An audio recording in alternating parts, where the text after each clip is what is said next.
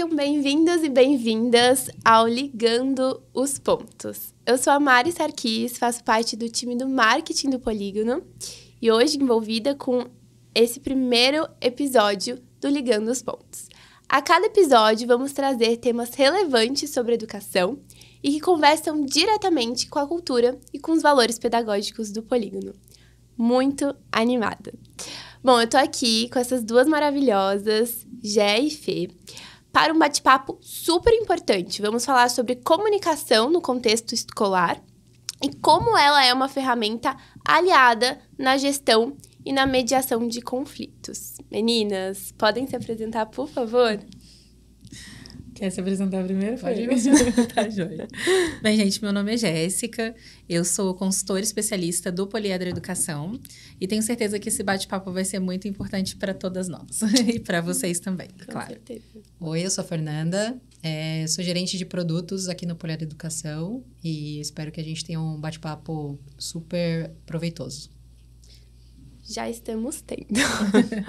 Bom, vou aproveitar da riqueza da nossa metodologia, começar esse bate-papo com uma base muito importante que o Polígono assumiu. Então, eu vou fazer aqui uma licença do nosso material e ler um pedaço, né, que aparece em todas as nossas coleções. Acreditamos que nenhum aluno seja capaz de entrar nos espaços educativos trazendo apenas seus aspectos cognitivos. Eles trazem também suas bagagens emocionais, situações vividas no âmbito familiar, seus sonhos e, inclusive, seus medos. Trazem seus corpos, que por vezes estão cansados após alguma alteração na rotina, como uma noite mal dormida, ou agitados com acúmulo de energia. É fundamental, portanto, considerarmos todas as dimensões que certamente se misturarão aos processos vividos em sala de aula. A BNCC traz como premissa para a educação básica a preocupação com a educação integral dos alunos. Desse modo, nesta obra há um esforço de propor atividades que visem o desenvolvimento de habilidades socioemocionais. E aí, quais são essas habilidades? Habilidades de relacionamento, habilidades de autogestão, de decisão responsável, consciência social e habilidades de autoconsciência. E aí, gente, é nesse contexto de estimular, né, as crianças a se perceberem, a se expressarem, a como elas podem se enxergar no mundo, que entra a comunicação, né? A comunicação está ligada a isso e ela precisa estar dentro de um bom diálogo, né? Como construir um bom diálogo num contexto em que a gente possa estimular essas crianças a desenvolver essas habilidades, né? E o Polígono fala muito disso em todas as nossas coleções. É um dos nossos diferenciais, ter a nossa metodologia baseada também nos aspectos socioemocionais. Então, falando de gestão e como, né, amenizar aí conflitos dentro da escola, a gente vê a comunicação como uma aliada e hoje eu gostaria de falar aí para o público que construímos um roteiro aí baseado em algumas estratégias, né, de como ter um bom diálogo, né? Bom, então tudo começa como um bom diálogo e a gente sabe que numa comunidade escolar a gente tem mais de uma relação, né? Então a gente tem a relação professor com os gestores escolar e assim vice-versa. A gente tem a escola com os responsáveis. A gente tem o professor com o aluno. Nós temos os pais com o aluno e essa relação, ela permeia depois como o aluno e o estudante vai chegar na escola, né? E aí, hoje, a gente gostaria muito de focar as relações em que o aluno, né, está presente e como a gente pode construir esse bom diálogo com ele.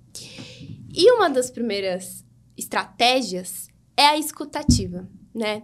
Então, eu queria falar para vocês, queria conversar aqui com vocês um pouquinho sobre isso, entender o que vocês entendem por escutativa, como que a gente pode ajudar quem está nos assistindo a colocar ela em prática. A compreender um pouco mais, né, sobre a escutativa. Perfeito. Fê, posso Vai lá. começar um pouquinho sobre a escutativa? Mari, eu achei muito importante você falar sobre o bom diálogo, porque a gente conhece o diálogo, entende o poder do diálogo. O diálogo é uma prática muito antiga no mundo, mas a gente ainda tem pouca estrutura e se empenha pouco para ter um bom diálogo com as pessoas. A verdade é essa, sabe? E aí, quando falamos da escuta ativa, é o ponto focal do diálogo. A partir do momento que eu te escuto de verdade, que eu tenho interesse em saber o que você está falando, que eu permito que você se sinta acolhida, né, no que você diz, eu consigo identificar quais são as suas necessidades. E a gente desconstrói muita coisa quando a gente se permite escutar ativamente o outro. Porque todo mundo, basicamente todo mundo, já faz um pré-julgamento das coisas antes de conversar. Ou porque já está adaptado àquela pessoa, àquela conversa, aquele diálogo, já se conecta com a pessoa de alguma forma e já entende e perfila aquela pessoa, então tem um perfil específico. Porque já viu esse comportamento Exato, numa outra anterior pessoa. ou numa outra pessoa, né? E o nosso cérebro, ele é perfeito em fazer isso, né? Ele constrói esses padrões. Então, ele faz isso. Naturalmente. Automaticamente. Não Automaticamente. É porque quero não pré-julgar, né? Exatamente, porque a formação de novas memórias, ela vem de lembranças anteriores, ela se linka a lembranças anteriores. Se eu já vivi algo parecido, eu vou conectar com aquilo, né? E aí eu consolido através daquela percepção. E aí a gente já faz um pré-julgamento, né? Ou porque a gente olha e fala, eu não tenho tempo de escutar ativamente essa pessoa. Basicamente é isso. Eu faço um diálogo mais no sentido de responder o que você está me perguntando, ou do que de fato em te ouvir. E aí você não se coloca, porque assim, você ouve, mas também muitas vezes a gente não se coloca no lugar do outro para entender a perspectiva dela. Então eu tô ouvindo por ouvir, mas eu não tô ouvindo sobre a perspectiva do que aquela pessoa tá vivendo, tá experimentando, ela tá sentindo, né? Eu não enxergo o contexto do todo. A escuta ativa, ela considera esse contexto do todo. Porque você tá falando pra mim aquilo que você tá sentindo, muitas vezes, né? E aí, eu consigo perceber o que você sente, mas entender um pouco do contexto. E a escuta ativa permite que você entenda um pouco desse contexto. Não é só o que você fala. O seu corpo tá falando, além das suas palavras. É isso que eu ia falar. As emoções. É muito mais do que a expressão verbal, Sim, né? O A corpo expressão fala. corporal. O corpo fala, né? Fala. O corpo fala, as emoções, a sua palavra, as suas falas sempre vêm embutidas das suas emoções. Né? Então tem todo um contexto. E a Fê levantou um ponto crucial para isso, que é o seguinte, gente. Nós precisamos entender, esse é recado, nós precisamos entender que nós enxergamos as situações de acordo com a nossa lente. O nosso recorte da realidade, né? E o outro tem um outro recorte. O diálogo, ele perpassa por esse entendimento de que o outro tem um outro recorte. A construção de empatia, ela se inicia quando eu entendo que não é o meu recorte. Só de eu entender que não é o meu recorte, eu já tiro um monte de julgamento, de pré-julgamento que eu já fiz. Opa, não é o meu recorte de realidade, então eu preciso prestar atenção nisso. Porque esse assunto eu não entendo. Eu não vivi. Então eu preciso ouvir. Pra você se comunicar, você tem que saber como tocar aquela outra pessoa, né? Sim. Como se conectar. Como se conectar. E a empatia, que é esse entender para além do que ela está falando, mas o que ela está sentindo, é onde você vai conseguir fazer com que ela te escute. Fazer com que ela se conecte com você e te escute. É perfeito isso. Quando eu escuto ativamente alguém, eu não reprovo falas. Eu não critico as falas. Eu não julgo essas falas. É importante eu saber, né? Que eu não posso fazer isso.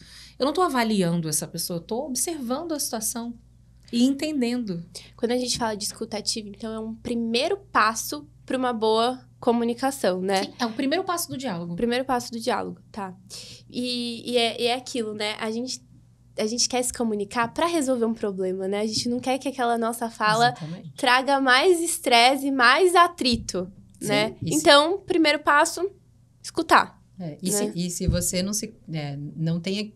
tem a perspectiva do outro, e aí você cria um problema maior com a comunicação ou a tua interpretação sobre a comunicação da pessoa. Então, você não se abriu, de fato, para aquela comunicação e criou mais um outro problema em cima de uma coisa mal resolvida, né? Uhum. Sim. E aí, dentro desse... Então, assim, a gente escutou, né, a pessoa.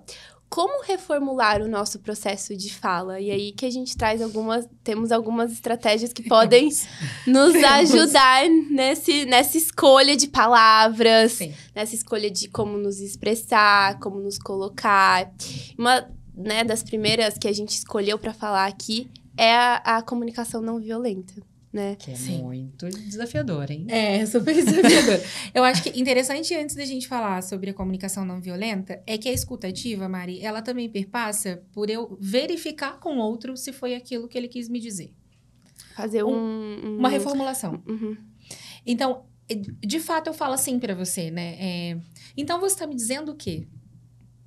Sabe, a técnica é essa, eu te pergunto. Para não gerar Fê, dúvida de interpretação. Exatamente. Fê, você quis dizer isso pra mim? Certifique-se. Eu vou me certificar.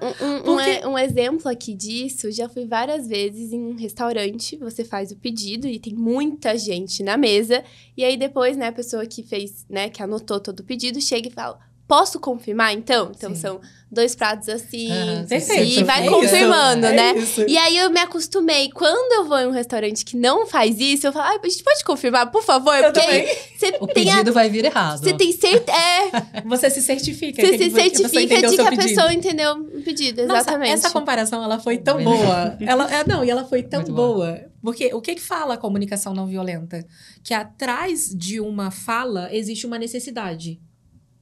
Tá? E para existir essa necessidade, para você suprir essa necessidade que você está demonstrando atrás de uma fala, seja uma fala violenta ou não, né? Você precisa fazer um pedido. O pedido é a comunicação não violenta. Como você vai fazer esse pedido? E essa questão do garçom, ela foi tão... ela foi realmente, assim, certeira. Ela foi tão certeira que é o seguinte. Quando você pergunta pra ele, a gente pode confirmar o meu pedido? Você está verificando se a sua necessidade está sendo atendida. Pra depois não haver uma frustração, né? Não é diferente no diálogo. Sim. O que a comunicação não violenta traz para nós, né? Ela foi criada pelo Marshall Rosenberg, né? É um americano. E ele fala sobre essas etapas da comunicação não violenta. Ele fala da identificação da necessidade, que muitas vezes a gente precisa ter na nossa fala. Quando eu falo, você me deixou triste. Bem, você me deixou triste porque eu criei uma expectativa correlacionada a alguma coisa que me entristeceu.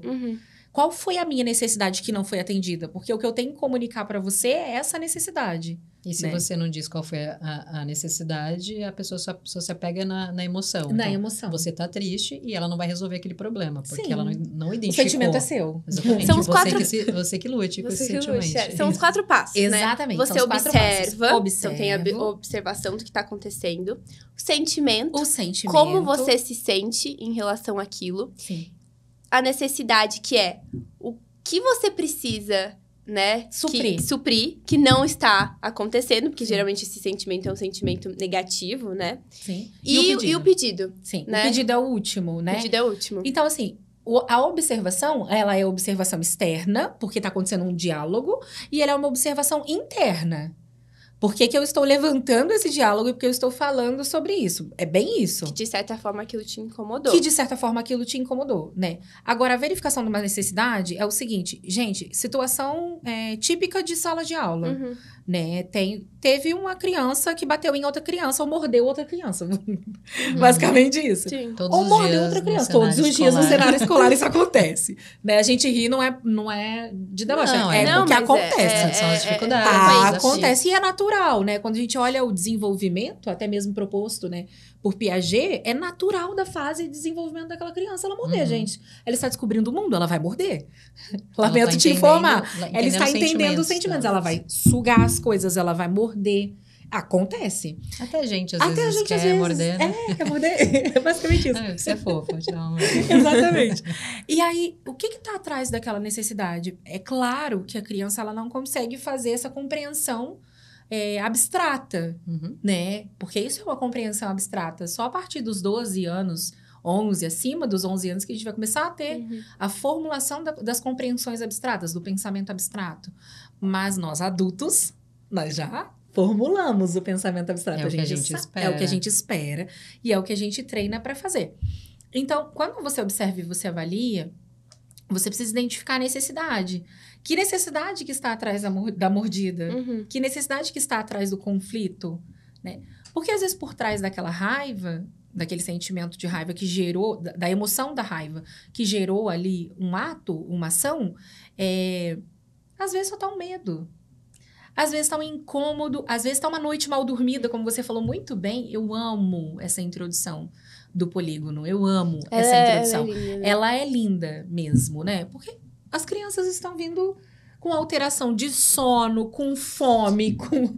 Gente... E a gente tá falando num cenário de criança, mas todo mundo passa por isso. Você vai pro trabalho com uma noite mal dormida, você tem... Não, e tem o mito da educação socioemocional, que é que a criança, ela não pode ter nenhuma ansiedade, ela não pode se estressar, gente, ela não pode ter raiva, né? Não é sobre isso. Não é sobre isso. É sobre como lidar com essas emoções, porque é natural sentir, né? A gente tem que... E assim, lidar, a gente estava até conversando anteriormente, né? Um pouco antes do podcast, eu ia falando sobre isso. Ela falou assim, então eu não falo controlar as minhas emoções? E eu falei, essa questão de controle, eu tenho um pouco de ressalva para falar. Porque o que a gente aprende a fazer é um gerenciamento. Sabe por quê? Eu não vou deixar de sentir raiva. Eu não vou deixar de sentir medo. Eu não vou deixar de sentir tristeza. O que eu vou fazer é, eu continuo sentindo ali, só que ao mesmo tempo que eu tô sentindo, eu estou pensando nesse sentimento ou nessa emoção. Sim. Eu penso sobre essa emoção e a minha forma de reagir é outra. Porque eu aproveito algumas estratégias que eu conheci para que a minha reação possa ser outra. Mas vou dar um exemplo nítido de que a raiva é muito importante. Você precisa pedir socorro, que você está passando por uma situação onde você está extremamente vulnerável. Você vai falar baixo? Não. Você vai falar, eu vou controlar a minha raiva aqui nesse momento. Não, você vai sentir aquilo e você vai gritar. Você vai pedir socorro. Vai chorar. Você vai chorar. Você vai levantar a bandeira vermelha, se você desespero. agir como você geralmente age, as pessoas não vão se estranhar. E o perigo da gente ensinar isso é o seguinte, sempre precisamos correlacionar as emoções e os gerenciamentos com situações, tá? Porque se eu ensino para uma criança que ela não pode ter raiva, não pode sentir raiva, ou se eu ensino que ela precisa controlar a raiva dela e falar de uma forma extremamente educada, até numa situação de vulnerabilidade, ela vai agir dessa forma. E o pior pode acontecer. Então, eu não estou educando... É mito mesmo, né? A educação socioemocional não é para ter criança tranquila e equilibrada, calma, né?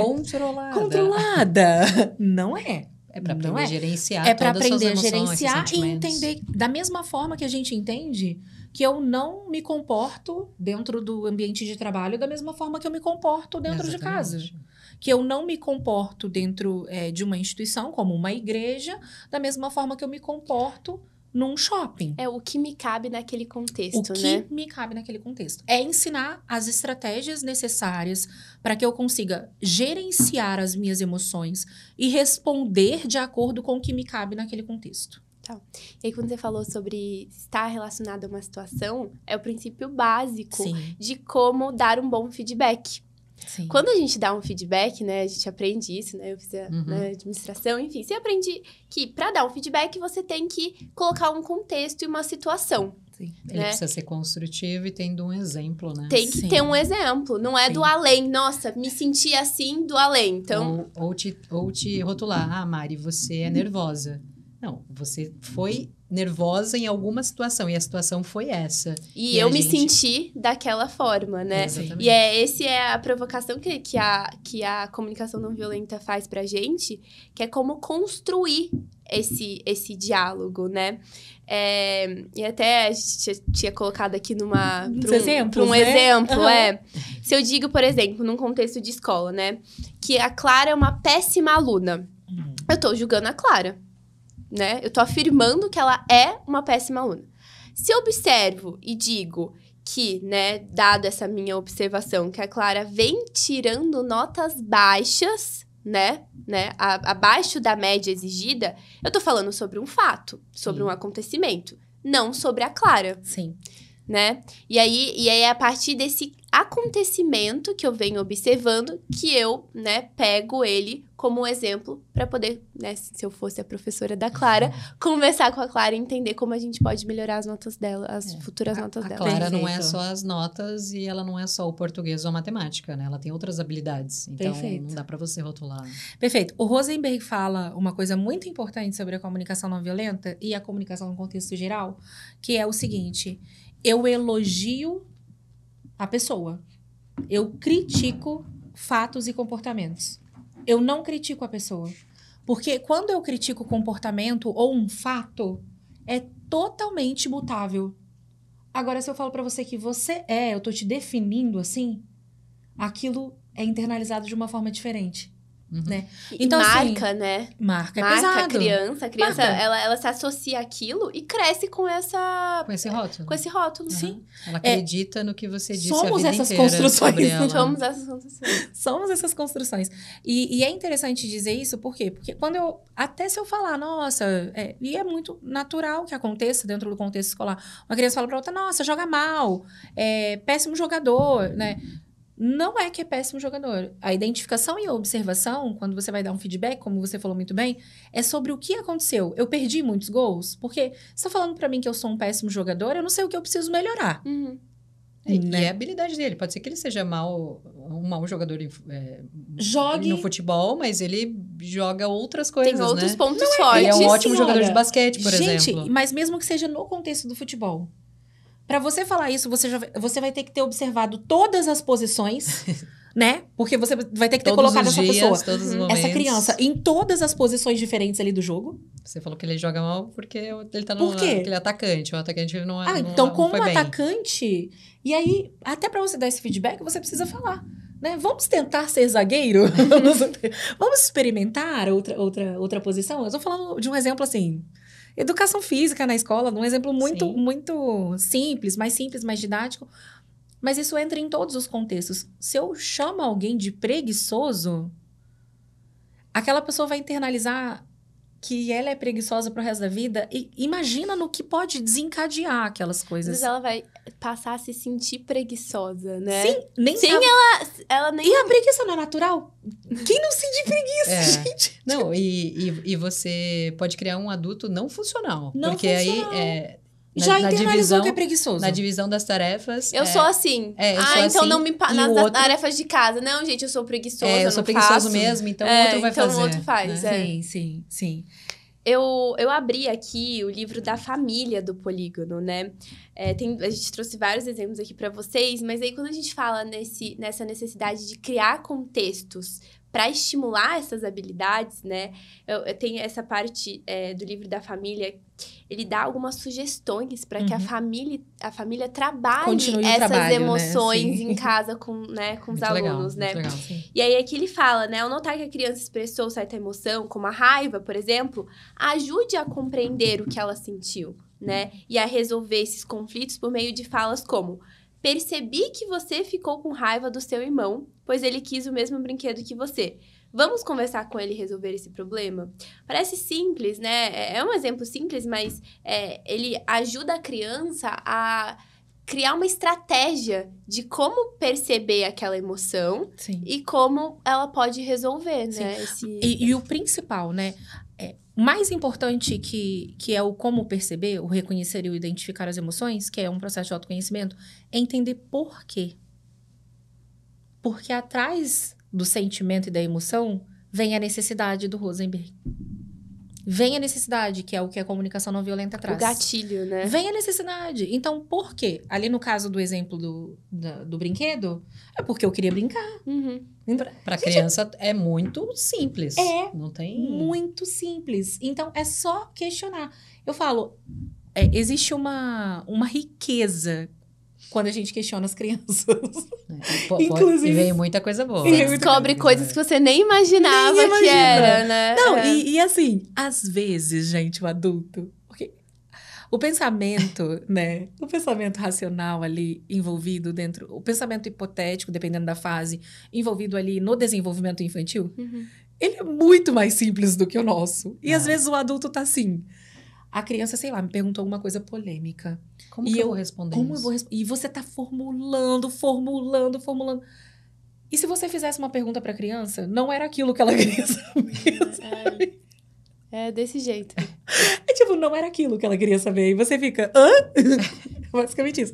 Você tá criando coisas na sua cabeça pra falar sobre assuntos difíceis e às vezes ela só quer... E eu não lembro se foi com você que a gente tava falando disso. Do exemplo, sim. Exatamente. E aí, foi que você falou assim, sempre que uma criança pergunta algo que você considera polêmico, ou que você fala, nossa, como que eu vou responder isso agora? Você pergunta algo pra ela. Por quê? Por que você quer saber isso? E onde você viu isso? Porque ela vai explicar, assim, talvez você foi para um lugar, ela foi pro outro, e você pode dar uma resposta que não era, não precisava para aquela hora, né? Não precisava para o momento. Que não era para aquela hora. Era muito mais simples do que a nossa cabeça. É mais simples do que você imagina. Sempre é mais simples do que você imagina. A gente precisa pensar nisso. Legal, gente. E aí, uma outra estratégia, tá? Comunicação assertiva. Gente, quanto é difícil ser assertivo, né? Na vida adulta, né, gente? A gente tá falando sobre a perspectiva da criança, do jovem, mas... Isso não muda pro adulto. E no trabalho, né? Dentro da escola. O quanto que a gente não fala, nossa, não era minha intenção, essa não era a minha intenção. Por quê? Porque você falou algo, né, na sua cabeça. A sua intenção era que ela fosse percebida de um jeito. E ela não foi. A gente estava comentando sobre isso, né, Mari? Que a comunicação assertiva, ela perpassa primeiro pela construção do pensamento. Então, eu preciso pensar em como eu vou comunicar as coisas, porque às vezes o que não está organizado é o meu pensamento. Então, a comunicação, ela perpassa por antes organizar o pensamento e falar.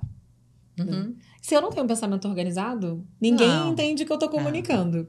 E eu acho que um ponto crucial também para a comunicação assertiva, para essa coerência entre os sentimentos, os pensamentos e as atitudes, é entender que o outro não tem uma bola de cristal, gente. Ele não sabe o que você tá pensando. Ele não sabe. A pessoa não sabe o que você tá pensando. E o que você tá sentindo, né? Cara, eu vou dar um exemplo aqui. O meu avô falava pra gente assim, você sabe o que você fez? Rapaz, eu como criança, aquilo ficava... Eu voltava... A semana inteira, o que eu fiz de errado? O que... Você sabe, mas... Dentre todas as coisas, né? Pera, mas o que eu fiz de errado que você tá falando? Pode ser como? O quê? Não, gente, seja claro na sua fala, né? Entenda que esse contexto ninguém tem bola de cristal. Por favor, facilite. Aí, é importante dizer eu ouvi muitas vezes na educação assim, nossa, mas isso é óbvio. Aí eu falo assim, é importante dizer o óbvio. O óbvio tem que ser dito. É importante dizer o óbvio. Se eu vou explicar para uma criança que ela vai mudar de segmento e que essa transição, ela vai ser diferente, eu não posso falar para ela agora, você é adulto. Agora você tá no ensino médio. Suas responsabilidades mudaram. Não, eu preciso explicar e esclarecer para ela exatamente o que vai acontecer com essa mudança. Responsabilidades, quais são os desafios que ela vai poder enfrentar. Troca de tempo, troca de professor, troca de material. Eu preciso explicar para ela tudo isso. Sabe por quê? Porque se eu não falo, isso gera uma ansiedade e um caos desnecessário. Eu sou uma pessoa que não gosta de surpresa. Então, se tivesse me falado, eu acho que seria... Seria muito melhor. Teria sido muito mais fácil. Sim, seria muito melhor. E parece que há algo de oculto nessas transições, né? Sim. Tipo, dos anos iniciais para os anos finais. Tem uma transição ali. E as crianças, elas ficam, meu Deus, ano que vem eu... Será que vai acontecer, E não precisa. Acha que é uma coisa monstruosa. A gente vai criando um negócio na cabeça. Gente, e não precisa. Tem muito isso com os alunos ali do médio, né? O PV, e vai pra faculdade. Você cria um cenário completamente... Você cria cenários. E quando você vive, você vê que não é nada daquilo. Tranquilo. Que não é nada daquilo. É o medo de dirigir, né? Que eu E aí eu acho que é sobre também não colocar muito sentimento pra criança, né? Sim. Você não... Tratar de forma natural. Não, e você explica o que é. E ela sente. E deixa ela achar que se é difícil, se é fácil. Porque às vezes você fala que é fácil... E aí ela se frustra depois, né? E a frustração é um negócio, né? Nossa, você não faz escala. Que ia ser muito fácil. Como que eu não tô conseguindo lidar com isso, mal, né? Como que eu não vou conseguir? Eu não faço escala. Eu não cumpro escala do que eu preciso. E o que é fácil para você pode não ser para mim. Sim, você vai ter seus desafios. Cada um tem seus, né? Seu tempo de aprendizagem. E um outro ponto crucial também para isso é o seguinte. Eu ouvi isso de um pré-adolescente numa escola uma vez que me pegou muito. Que a gente estava conversando, fazendo uma palestra sobre habilidade socioemocional. Eles estavam fazendo algumas atividades. E aí, ele levantou a mão e ele falou assim... Bem, me cobram coisas de adulto, mas não me falam o que são as coisas de adulto. Só me cobram, ninguém me ensinou como fazer. E aí eu fiquei com aquilo. Mas quem aprende a ser adulto, né? Quem aprende? A gente não fala. A vida leva, assim. Ó. A gente vai simplesmente cobrando as coisas, né? Chega num determinado momento, como os anos finais ali, eu cobro de você as coisas. Eu cobro a organização, a autonomia que você tem agora que se organizar, que o seu caderno tem que ser organizado. Eu cobro. Mas eu te ensinei a fazer isso? No médio é a mesma coisa. Você agora tem que estudar, você tem que estudar sozinho. Você já é grande. Você já é grande, você tem que fazer suas... Gente, e aí vem uma coisa que eu gosto muito da neurociência, que é o seguinte. Todas essas tomadas de decisão responsável que a gente já visualizou, que é uma das competências que a gente desenvolve quando a gente fala de educação socioemocional, elas são desenvolvidas bem numa parte do cérebro que é o córtex pré-frontal.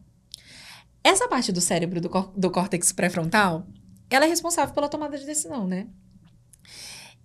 E sabe quando é que a gente finaliza, que alguns autores acreditam que a gente finaliza esse desenvolvimento? Em média, de 25 a 30 anos. Nossa. Então, assim, tem muita coisa que não foi desenvolvida naquela faixa etária. Sim. E você tá cobrando algo que não foi biologicamente desenvolvido ainda. É óbvio, quanto mais repertório eu tenho, estímulo, situação vivencial, né? Quanto mais essa criança gerencia riscos, né? E tem que tomar atitudes e fazer escolhas, melhor é. Sim, com certeza. Obviamente, porque o repertório aumenta, eu tenho maior clareza para decisões, né? Melhor é. Mas exigir isso, gente, é sério, é muito, assim, delicado. Eu vou já abrindo aí, enquanto vocês falam, um exemplo... Que assim, gente, livro do Polígono ajuda o professor a fazer esses estímulos. Sobre tomada de decisão consciente. Que é isso que você falou, né? De saber fazer escolhas. Acho que isso é que a gente mais precisa fazer quando você chega na fase adulta. Basicamente é isso. Você entra eu entrei na faculdade, só foi escolhas. Nossa, eu não parei de fazer escolhas. E aí, às vezes, a gente sente, gente, mas eu acho que eu não fui preparado para isso, né? Sim. Eu não tive essas oportunidades. E aí, trazendo aqui um contexto do livro, né? Falando sobre autocontrole, tomada de decisão consciente, um exemplo muito interessante, que ele provoca o aluno sobre a necessidade do consumo. O que ele precisa, de fato, consumir, né? E comprar, né? Então, por que comprar algo de que você não precisa, mesmo que seja com desconto?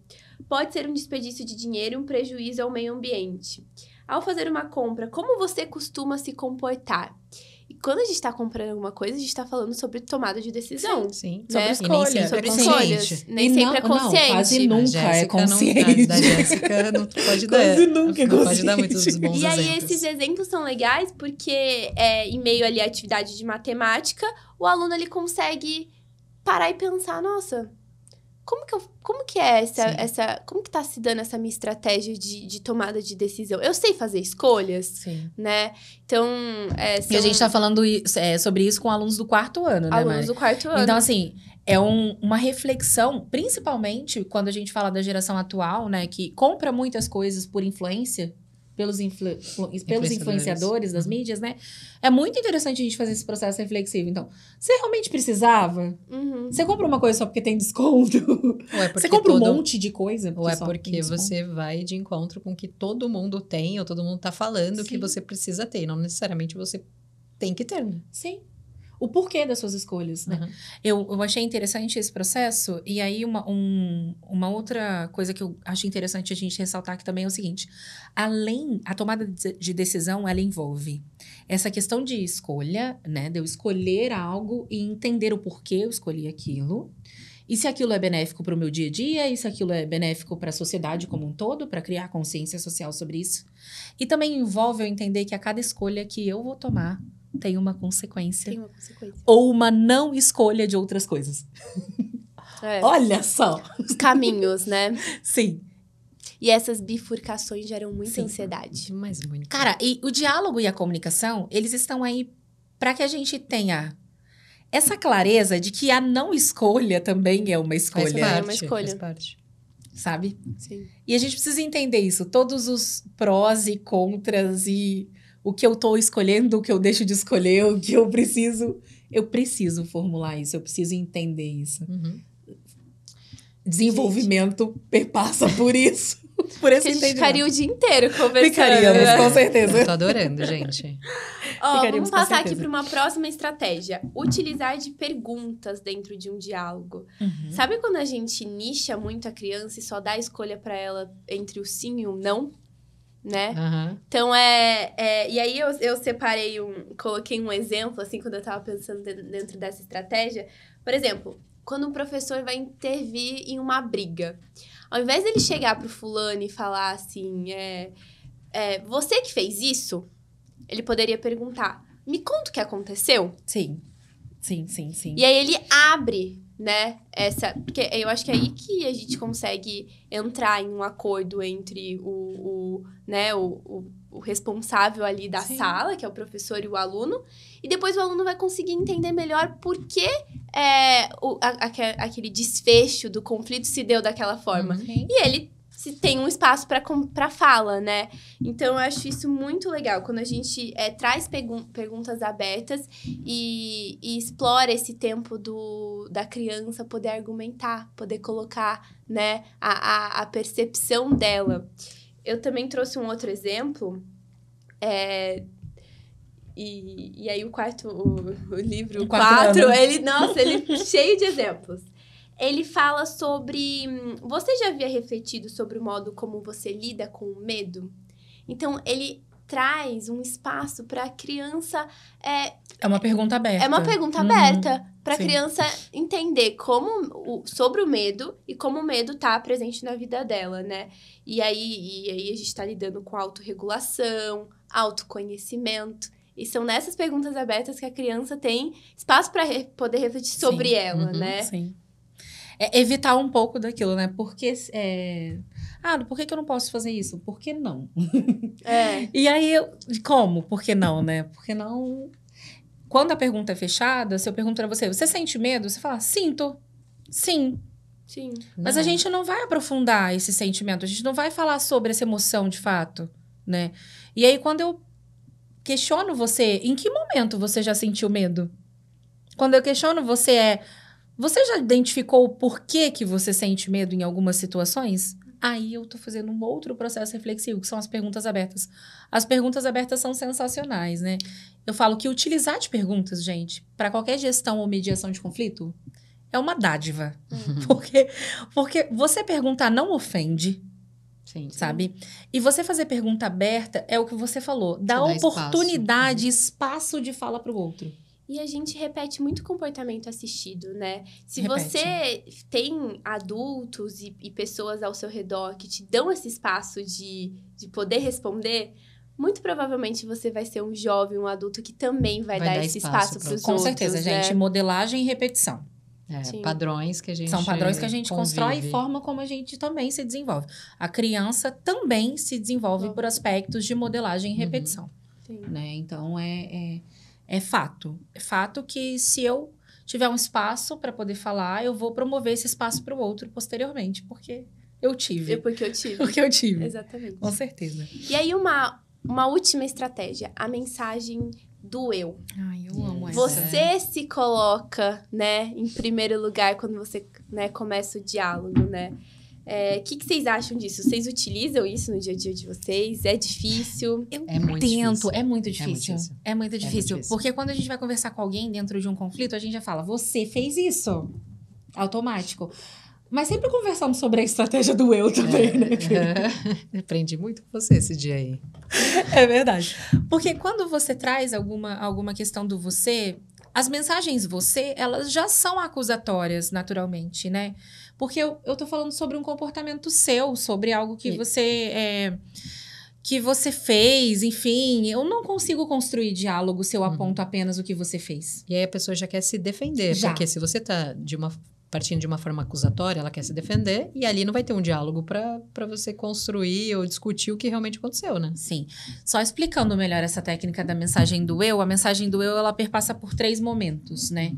Primeiro, você fala sobre como você se sentiu com o que aconteceu, com o acontecido, com o fato. Então, eu falo, eu me senti triste, eu me senti chateada, eu estou chateada, eu estou triste, enfim. E aí, a segunda etapa perpassa por você falar o porquê. Porque, gente, como eu vou repetir aqui, ninguém tem bola de cristal, viu? Então, a mesma coisa. Se você tá mediando esse conteúdo para uma criança, você vai falar, como você tá se sentindo? Por quê? Então, eu me senti triste porque você me chamou de algo que eu não gosto. Eu me senti triste porque você falou uma coisa que me entristeceu. Porque você falou isso, né? Detalhar o que falou. E a terceira etapa da mensagem do eu é você trazer um vínculo de solução. Então, você vira e fala, que tal? Ou então, você promove essa abertura para a pessoa. O que você acha que eu deveria fazer para que você não se sentisse dessa forma? Né? Ou então, o que você acha que seria melhor? Sabe? Qual é a melhor resposta que você poderia me dar? Qual seria o melhor contexto para essa situação nossa? E isso é muito importante. E faz com que o outro se sinta mais conectado, né? Com porque certeza. você já chega falando do outro... É automático você responder, se defender. É automático. E é o seu direito de sentir aquilo, né? E também, aí a gente volta à comunicação não assertiva. Porque muitas vezes não foi a intenção do outro, mas você se sentiu assim. Ou seja, o outro não conseguiu passar a mensagem como queria, a né? comunicação assertiva não aconteceu. E aí vem também a questão de rotular. Então, eu vou falar assim, Mari, você fez isso porque você é assim. Não. Sim. Né? Não foi a sua intenção. Ai, gente, é muito... É muito simples se a gente traz, né? Mas é muito complexo se a gente vive. Exatamente. Basicamente isso. A teoria é mais fácil aqui. Mas você não pode se apropriar da teoria para poder Super. tentar facilitar as suas práticas, porque isso facilita o diálogo. Você não vai resistir a alguém que vai falar para você dessa forma, de verdade. Teste. Faça esse teste, né? Mas se você coloca o seu sentimento, explica o porquê você se sentiu assim e abre para a pessoa solucionar junto a você qual seria a melhor forma de tratar aquele contexto, de resolver aquela situação, cara, você tem um diálogo. Você constrói um diálogo. Perfeito. Né? Mari, você quer dar mais exemplos do livro? Eu ia falar que, um exemplo aqui, o que vocês poderiam fazer, né, em contexto de comunidade para contribuir com a comunidade escolar de vocês. E aí ele pede para que cada aluno reflita sobre a sua relação com a comunidade escolar. E aí é sobre isso, né? Quando o aluno pode ter essa oportunidade de propor alguma mudança, ele vai partir do que ele sente, do que ele percebe. Sim. Ou seja, você está estimulando a mensagem do eu, né? Quando ele for fazer a proposta dele, ele vai entender... Ter essa abertura, Ter essa abertura e entender, nossa, mas como eu me relaciono com esse ambiente, né? Então... Quando a gente olha para as propostas do Polígono, nós temos 2 momentos em que isso acontece, né? Tem o ícone da educação socioemocional e tem o Conta Comigo, que são momentos que fazem essa construção, né? De trazer ali o aluno, de trazer a mediação, né, com o aluno para uma atividade mais reflexiva, algo que eles desenvolva engajamento cívico ou sentimento de pertença. E no final das contas, gente, todos nós, a gente vive para se sentir pertencente. Isso é um ponto, sabe? Só que a gente precisa entender que as pessoas, elas não são pré-definições, caixinhas, contextos, características. Passado, história. É tudo junto, né? Misturado. E muitas vezes o que a gente vive ali com o outro é um recorte. As experiências são diferentes entre a gente, né? Eu tenho uma experiência com você, é diferente da que você tem com a Mari. Eu tenho uma experiência com você e tenho uma experiência com a Mari. Vocês duas têm uma outra experiência. A gente tem uma experiência num contexto social. Exatamente. Que somos as experiências que construímos em trio, sabe? E existe essa personalidade individual, existe esse contexto de identidade individual e de identidade social. Então, são tantas coisas e tantas vivências, tantas características. E se eu perguntar pra você, por exemplo, se você é a mesma pessoa que você era há 2 anos atrás, pode ser que você não seja a mesma pessoa, nem que você era ontem. Tomara, né, gente? É muito Tomara, bom evoluir. Né? Sabe? Porque novas impressões e novas vivências te trazem ressignificações de memória. A sua memória é vinculada a outra memória. Então, ela vai fazer essa identificação pelo seu recorte de realidade, né? E a cada vez que você passa por uma situação que você já vivenciou antes, você faz uma ressignificação daquilo. Sim. Cara, isso é fato. É como é construída e consolidada a sua memória, né? Através de um estímulo sensorial. Então, assim, não tem como eu te colocar numa caixinha e falar, não, você te definir, sabe? Sim. Em muitas coisas. Gente, de novo, ficaria o dia inteiro conversando sobre isso. Mas a gente precisa chegar no final, né? E concluindo. Assim, o que eu espero, que a gente possa ter ajudado as pessoas a ressignificar, né? A maneira como elas se comunicam, fazer elas refletirem, né? E que elas não sejam a mesma pessoa depois do podcast. Sim, de nos ouvir. Depois de nos ouvir, exatamente. Nem que a gente seja, né? Que saíram tantas reflexões. Sim, nem que a gente seja. A Nem gente já que não é. A gente já não é. Já passou. A gente já não é. Outra pessoa. Olha, muito obrigada pela oportunidade de estar conversando A gente com agradece, vocês. né? Eu adorei, gente. Papo Também adorei. incrível. Espero voltar. Também. Vamos voltar, a gente vai convidar vocês de novo. Sim, Podem, fiquem sim. tranquilas. Muita coisa pra falar, né, Jéssica? Muita coisa para falar. E eu espero que os professores, que as pessoas, as famílias, né, que nos assistem, também possam captar essas dicas e entender algumas técnicas ali como realmente técnicas extremamente importantes e essenciais para o contexto de convivência. De convivência. Escolar, Questão. familiar. Tudo. Tudo que tá É tudo responsabilidade que tá de todo conectado, mundo. Que tá tudo conectado. O socioemocional, né? A gente sempre fala sobre isso, né? Nós sempre falamos sobre isso. Ele não é só o que a gente traz no livro. O que a gente traz no livro é muito importante porque oportuniza. Oportuniza a vivência. Ele concretiza, né? Ele concretiza. Mas é uma cultura, é uma construção cultural, né? E é responsabilidade de todo mundo, porque todo mundo vai ter diálogo, vai ter relação, vai ter comunicação, vai precisar disso. Então, obrigada. Muito obrigada Perfeito. pelo convite. Obrigada, Espero que eles tenham gostado, né, desse bate-papo, gente. Vamos trazer de novo a Fê e a Jé pra falar com a gente. Por favor. E esperamos vocês no próximo episódio. Obrigada, gente. Obrigada, tchau. pessoal. Tchau, tchau.